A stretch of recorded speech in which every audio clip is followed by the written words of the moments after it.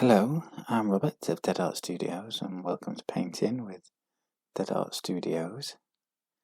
And this evening we're back on the volcano painting, the landscape that I'm doing in acrylic that's got the volcano over on the horizon. And we're using acrylic paints by Golden for this. That's the set that I have. And so far I'm enjoying using them after a little bit of practice. I've been used to oils in the past, so I found acrylic different. And in this session, I'm putting a little bit more detail into the foreground here with my palette knife and just flicking some black paint on and trying to create a bit of texture in the rocks. And the major sort of issue that I have with this painting is where to stop with it. I really like the colours, the palette that I used, and that yellow in the background to the greys and the blacks there, and I love that sort of simplicity, and I almost just like the colour itself really, and the contrast between the volcano and then the blacks and the yellowy greens and greys. And the question became, well, how much detail, how real do I make the painting? And ultimately I think I went too far with it, so I mean that's for you to judge if you do watch it on to the end. I think I went a little bit too far with adding extra details, and there's probably a sweet spot somewhere in this video where I feel like I could have just left it. And really that's one of the most challenging things about painting, at least for me, is when to stop. So yes, I think I went a bit too far this time. But anyway, this is just a study for some volcano paintings I'm hoping to do on birch panel, which I have ready now, and I just need to prime. And they came a little bit chipped on the edges, which is a bit annoying. Those little cut marks, if you do work yourself on wood, that you can get those little cut marks on the end. Well, you wouldn't really expect that from a product, but I need to put a tiny bit of filler in and just sand them and then prime them with gesso. So that's going to be something that I might start tomorrow. And yes, I'm going to do some volcano paintings on there, and I think they're actually going to be slightly more abstract than this one. But I am going to use the colours and the palette in those paintings, but I think I'm going to go further in and closer to the eruption and have less of the backgrounds on at least one of them. I have 5 panels, so I'm going to do 5 variations, and so I think 1 or 2 maybe just total abstract, or the idea of just the eruption and smoke and maybe some of the background as well. So I'm just going to do it in different ways and different approaches and try and make 5 final pieces that complement each other but are all a bit different, but around the theme or original idea of a volcano. And one thing I want to be aware of, or keep in the back of my mind, is I want people to put these on their walls, and some people might want to put a painting of a volcano landscape on the wall, but I think for me and what I'm doing with my painting, I want it to have that decorative side to it. It doesn't have to be all chintzy and flowery and pretty, but I want it to, have impact and form and shape that lends itself to being displayed, in somebody's house or an office or something. And it's difficult for a customer probably to attach themselves to a landscape that's totally made up like this one is, and maybe if they haven't seen a volcano or anything like that, which even I haven't. I've been to Iceland, the land of volcanoes and such, but never saw a volcano when I was there. I definitely got the vibes though. And if you can't directly attach yourself to it, then you're unlikely to want to display it, and ultimately I want my paintings to be displayed, because otherwise they're just going to sort of hide away for the rest of days, and that's not what I want. So, you have to think a little bit about the end point, I think. You can't be totally selfish on what it is that you paint. You have to think a little bit about that. But I definitely want to take the key elements that I learned from this painting on, the colours, the way they complement each other. I think they really do work well together, and some of the ideas. So the idea of eruption straight up, and those reds and yellows and oranges coming out, and also the ideas of smoke and the way you texture that and blend that against those sort of more defined lines of the eruption. I want to play with those two aspects as well as playing against the landscape mountain in the foreground idea and some of the interesting yellows and greys, greeny yellow greys that I've got in the background there. And there'd even be an argument for one of them just being the sort of mountainy scene itself, maybe just some smoke or something, But I want to blend them and do them in a way so that maybe you don't initially straight away really know what you're looking at, but I know that the impetus and background work and thoughts gone into them, and they've created a slightly more abstract piece than this, but ultimately the thought process has led me there, and I feel that's why the work can be valid in those cases. I mean, you can just do intuitive abstract painting and sit down and paint something and it can look great, and it has the meaning of the thoughts and emotions that you're holding at that time within yourself, and you've put that down on the canvas, and I think that's valuable. It's almost therapy-like, and it's very interesting often, but I also think there's a way of doing painting, perhaps a more traditional art school way of doing painting, of studying and going through a process and approaching, and you can still deconstruct and break down from that,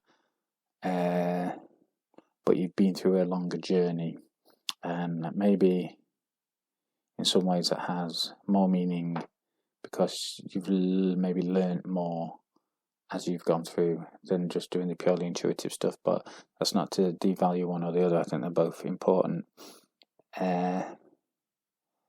But that's what I want to do for this, a bit of a sort of project. Anyway, so I'm still working away with the palette knife and just sort of getting the darks in with the blacks, and I spent quite a long time doing this, and I had great fun doing this painting. And when I get into the swing of things, and I have my earphones in, and I'm listening to music that I enjoy, and I always stand up when it's getting good. When the painting's getting fun, I stand up and I sort of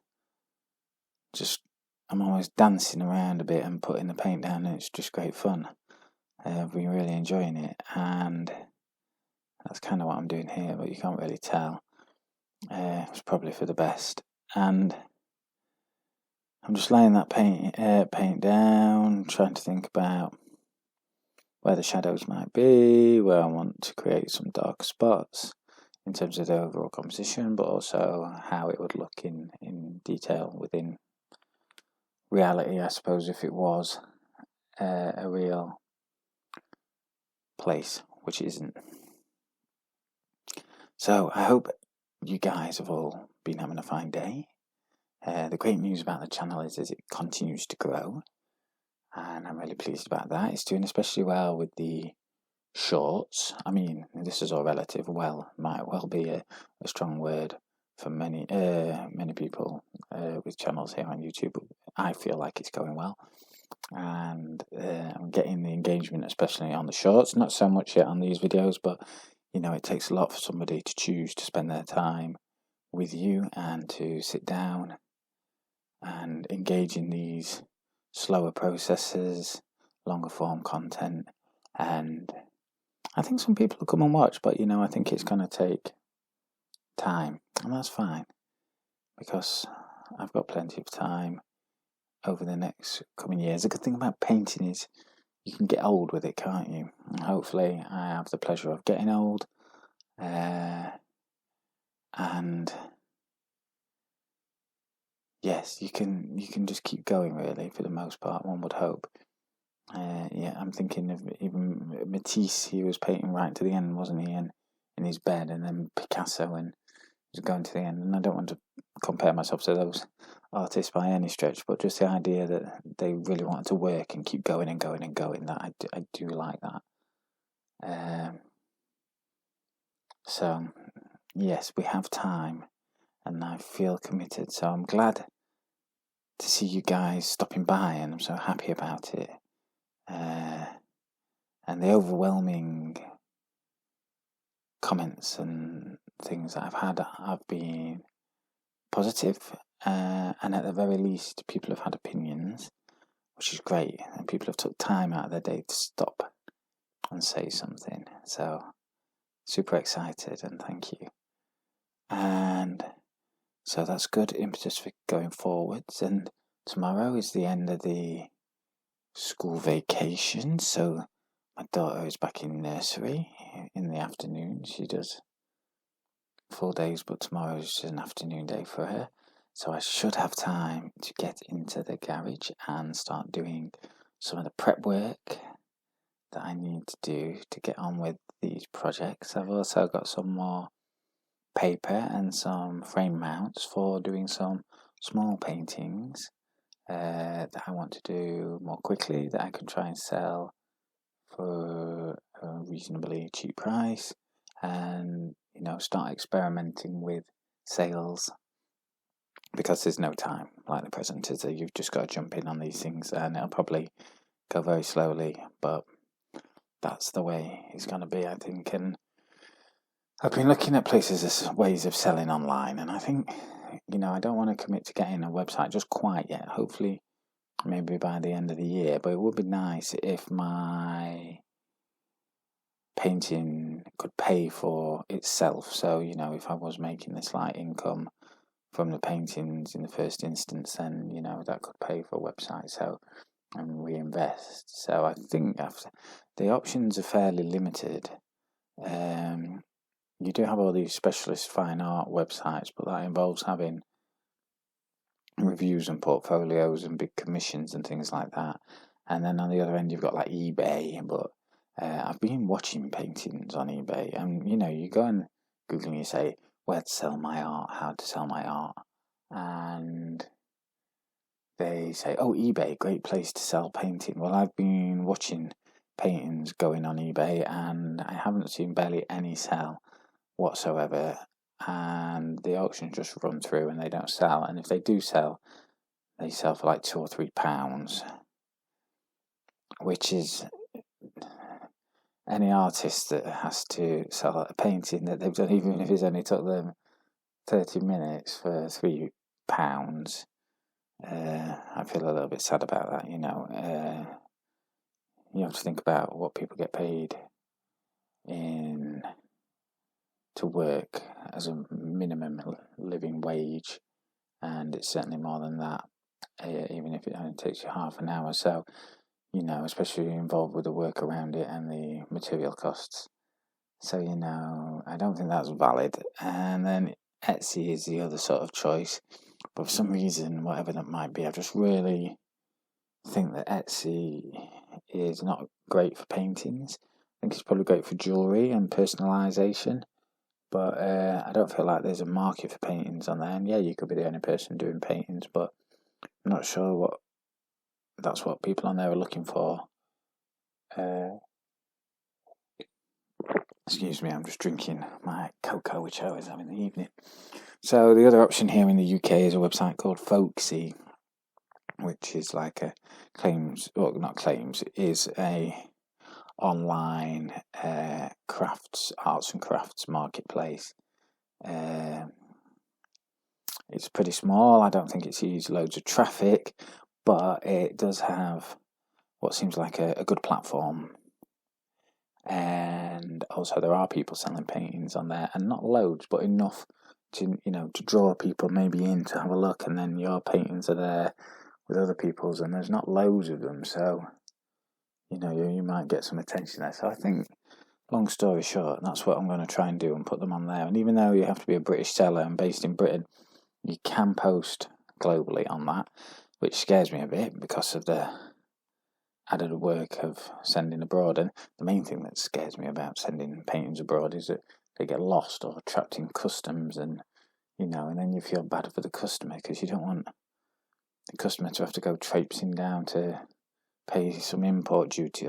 But this is just a fact of the world, isn't it? And I suppose if I order a painting from America, I expect it to get stopped at customs and have to pay a small fee to come in. So I just need to accept that the imaginary person doing that in reverse would do the same. So I've got the options to sell all over the world from there. And so it's a good platform to start with. And if I can drive interest from YouTube, people who may want to buy, and TikTok and Instagram, less so Instagram. For some reason, getting engagement on Instagram now is very difficult.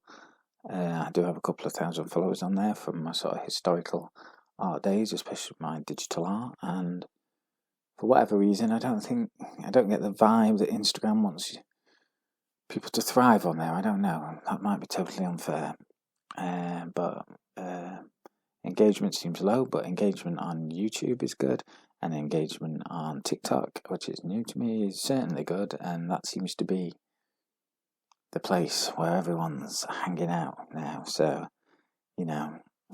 some people are a bit scared of TikTok. I think I was for some reason, because I just have visions of my teenage niece doing little dances, things like that, but it's not really like that.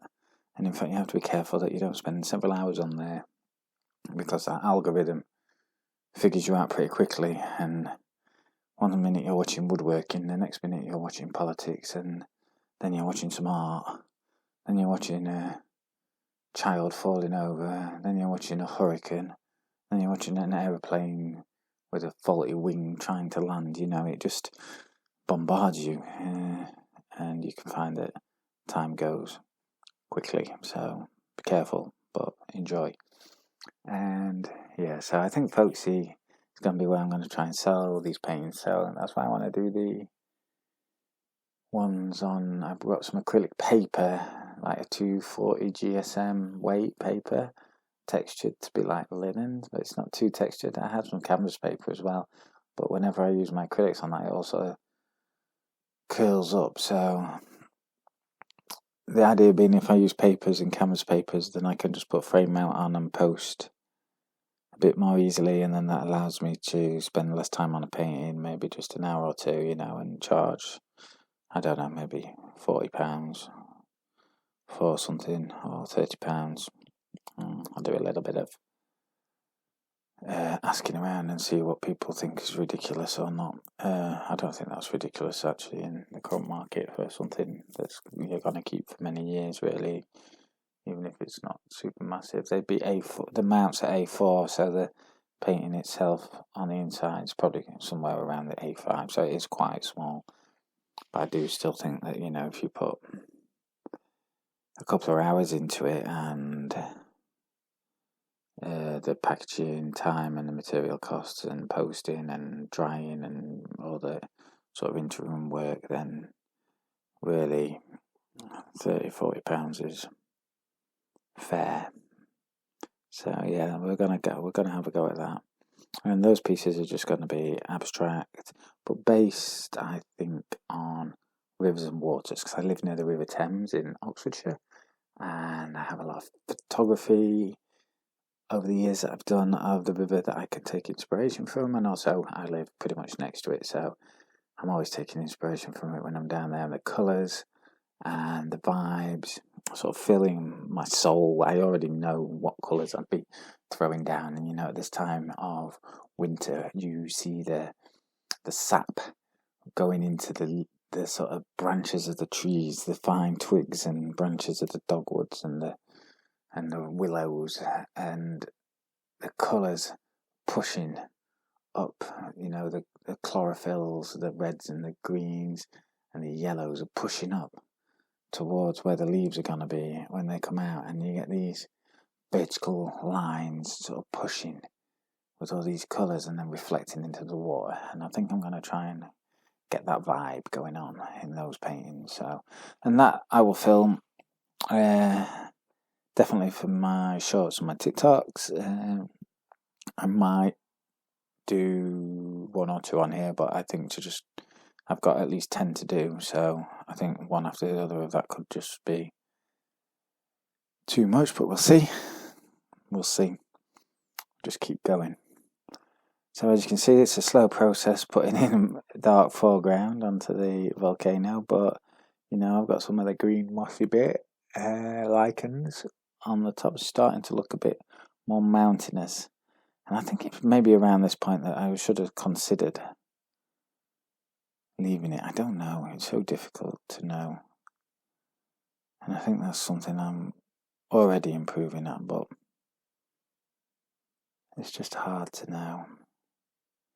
And I've been playing around with new mediums, or a new medium for my acrylic paint. So I brought some gloss medium, a gloss gel medium, because the initial idea being I had the modelling medium, which is what I'm using here, but it's very matte, a bit chalky.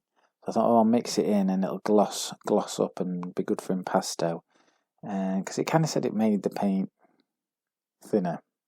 But I think what it actually meant is it just makes paint go further, because it's not actually thinner, and it does even say on the tub once you have it that it's good for impasto work. So I did a little bit of swatching and some reds and blacks and mixed it with the modelling medium and used it with the acrylic, and then just the acrylic on its own. And it's a bit more gloss than the acrylic on the own, but it has the advantage of being far cheaper than the paints, which are incredibly expensive. So it makes your paint go further and adds a little bit of gloss. So I quite like that, and I don't think you need to really put it with the modelling medium, because you can do the impasto pretty well with the gel, it seems. So that's a cool win anyway on that. And the modelling medium, I've got some ideas for too. Use it more as a modelling medium, some textured painting, I think, or textured artwork on board.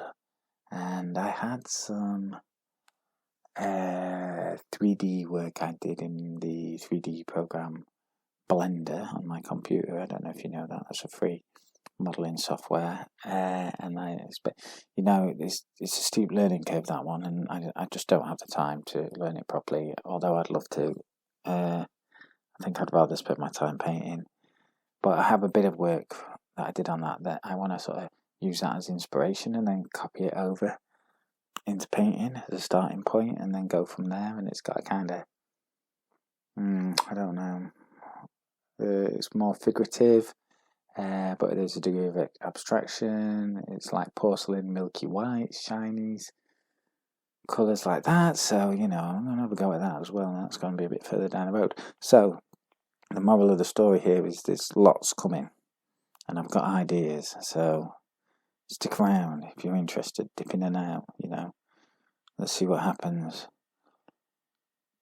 Now, looking at this painting now, I think I should start just going over with whites here, touching the tops and getting the snow in, and then sort of just leaving it darker on that side, and then there's more of a gradient over towards the eruption and that leading up line that's leading up to it.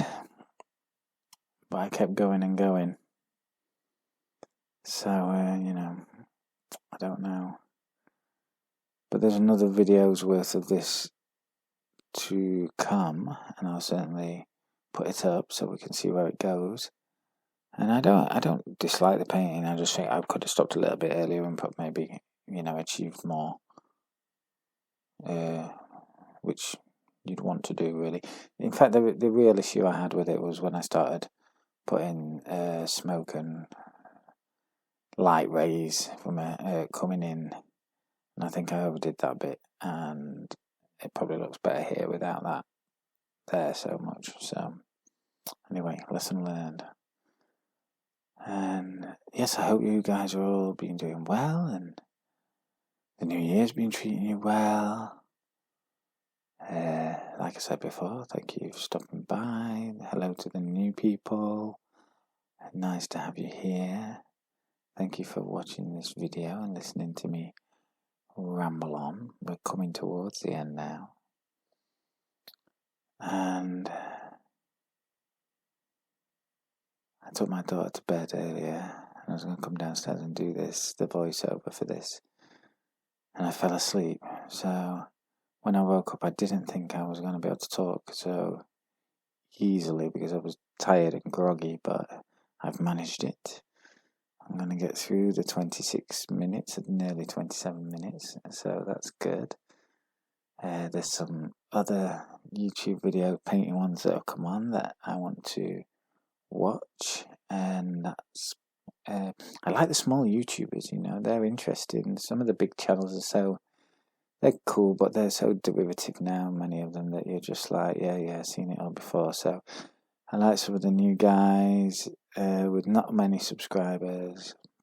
I feel like I'm in a similar place to them, in a similar boat. So that's nice. So I'm going to watch what some of those guys are doing. And I'm not going to paint tonight, but I did sketch. I'm trying to sketch every day, portrait your face to get my drafting and sketching better, because I want to be a successful artist, and thus I feel that even if I'm going to dwell in the world of abstract, that I should have my skill set in the world of realism there. I'm ready to use at any moment that I'm accused of not being a real artist. It's fun. I enjoy painting and drawing figurative stuff, but I think I like the abstract world more, that expression, the colours, the shapes, things like that. But this is probably expressionism, isn't it? It's not absolute realism. There's a degree. I mean, it's not a real picture, so it can't be. So expressionism, a la 2024. Thank you for stopping by. I'll see you guys in the next one, and take care. Bye.